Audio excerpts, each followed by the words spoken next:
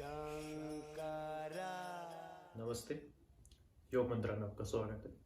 तो आज बात करते हैं कि योग क्या है और योग की परिभाषा क्या है।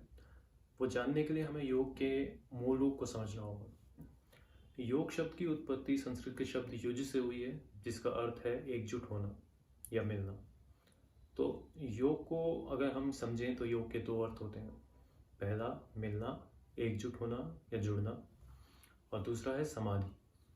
तो जब तक हम स्वयं को प्राप्त नहीं कर सकते हैं या हम स्वयं से नहीं जुड़ते हैं, तब तक समाधि को प्राप्त करना बहुत मुश्किल होता है। और योग एक माध्यम है, योग एक जीवन शैली है। योग महज योग आसन करना नहीं है, योग एक व्यायाम नहीं है। तो योग विज्ञान पे आधारित एक शारीरिक क्रिया है, एक मानसिक क्रिया है, एक आध्यात्मिक क्रिया है।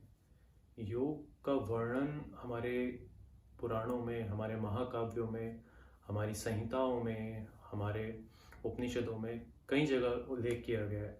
और योग को अगर परिभाषित किया जाए तो भगवत गीता में श्री कृष्ण ने कहा है, योग कर्मसु कौशलम, अर्थात योग से कर्मों में कुशलता आती है।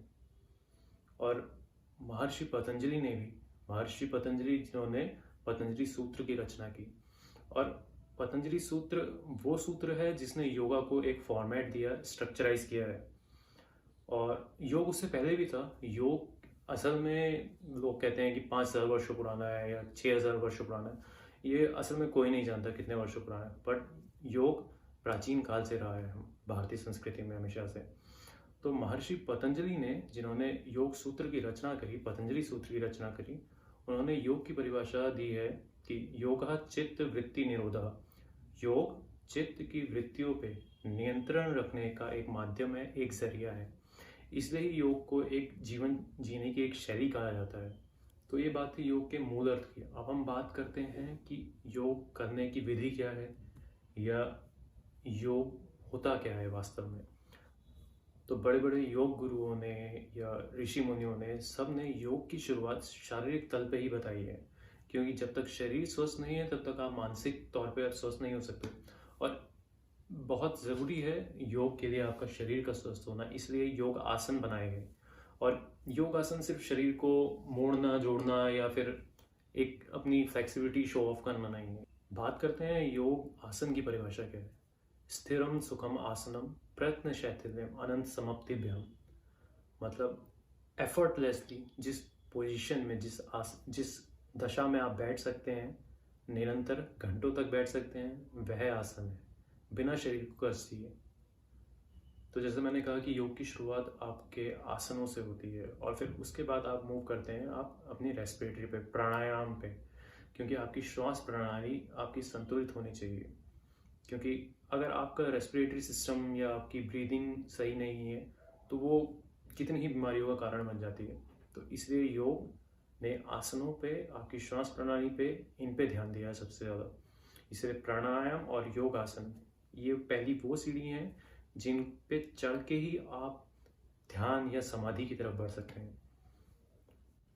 तो सूत्रों ने योग आसन और प्राणायाम के अलावा भी और भी चीज़ें बताई हैं, जैसे कि आपकी षट क्रियाएं होती हैं जो आपको, आपके शरीर को योग के लिए तैयार करती हैं। क्योंकि अगर नासिका बंद है तो आप प्राणायाम ढंग से नहीं कर सकते हैं, तो उसके लिए षट क्रियाएं हैं।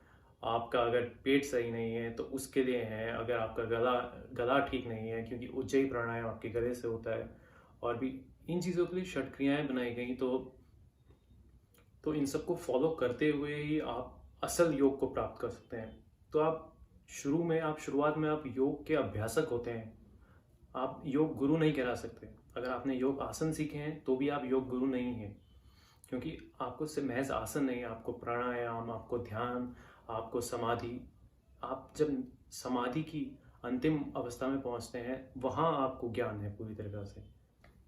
तो महर्षि पतंजलि ने योग के 8 स्टेप्स बताए हैं, जिनको फॉलो करते हुए ही आप लास्ट समाधि तक पहुंचते हैं, जो असल में योग है। जहाँ हम कहते हैं कि आत्मा का परमात्मा से मिलन, या फिर सिंगल कॉन्शियसनेस का यूनिवर्सल कॉन्शियसनेस से यूनिफिकेशन। तो वो योग है फ्रेंड। तो स्टेजेस कुछ इस तरह हैं कि यम, नियम, आसन, प्राणायाम, प्रत्याहार, धारणा, ध्यान और समाधि। तो इनको एक एक को फॉलो करते हुए आपका बिहेवियर कैसा होना चाहिए, आपको किन नियमों को फॉलो करना पड़ेगा, आपको कौन कौन से आसन करने पड़ेंगे, आपको क्या प्राणायाम करने पड़ेंगे, प्रत्याहार करना पड़ेगा, आपको ध्यान लगाना पड़ेगा, आपकी धारणा होनी चाहिए, तब जाके आप समाधि तक पहुंचते हैं। तो आपको एक एक स्टेप लेना पड़ेगा। एक स्टेप जैसे ही आप पूरा करते हैं तो आप दूसरे स्टेप की तरफ अपने आप चल देंगे इसमें। तो इस तरीके से महर्षि पतंजलि ने बहुत आसान तरीके से सिर्फ एक स्ट्रक्चर बनाया जो सबके लिए अब सुलभ है काफ़ी। तो ये अगर मैं बात करूं तो ये है योग। और योग करने की एक जीवन शैली ये है जो आपको अडॉप्ट करनी है अगर आप योग सीखना चाहते हैं असल में। अगर आप सिर्फ एक योग आसन करना चाहते हैं अपनी बॉडी को फिट रखने के लिए, तो वो भी मैं कहूँगा कि फिर आपको समाधि या ध्यान, जिससे कि ये इस पे फोकस रखने की कोई ज़रूरत नहीं है।